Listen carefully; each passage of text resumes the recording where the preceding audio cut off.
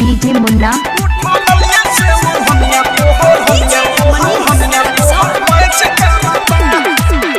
DJ DJ DJ मुन्ना राज कोठिया मुन्ना राज घूर घूर के ऐसे पानी हारता रह लइके नहीं ख देखले कि आँख हारता रह। अरे तोरा लेखन आँखी देखले हो।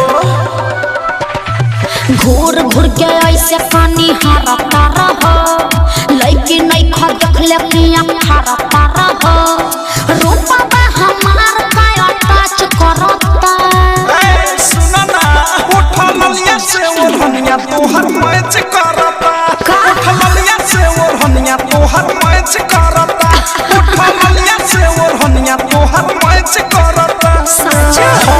Mix by DJ Munna Kumar Pothia ललिया से ओढ़निया तोहर मैच करता।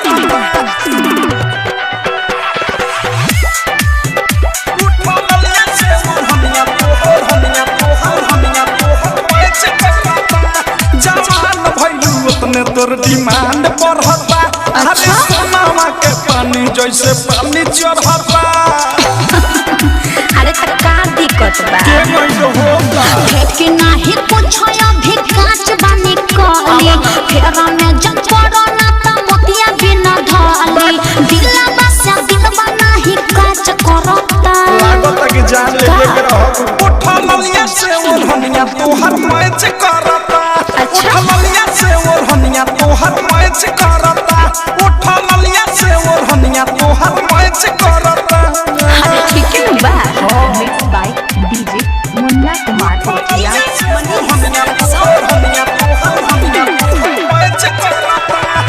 डायमंड रिकॉर्डिंग स्टूडियो छाना चला हो लाभ वाला लेसन के पढ़ाई कला देखा आलतू फालतू बात मत बोला। तोहरा के देख के छोटा जाता। देवी अवधेश फेस देखी चला लाचा बीक के विशाल बच्चा जाई से तू बाचा अनुराग बादशाह नहीं बच करता। अरे गजबे के मैं चिंता है। उठा ललिया से ओढ़निया तोहर मैच करता।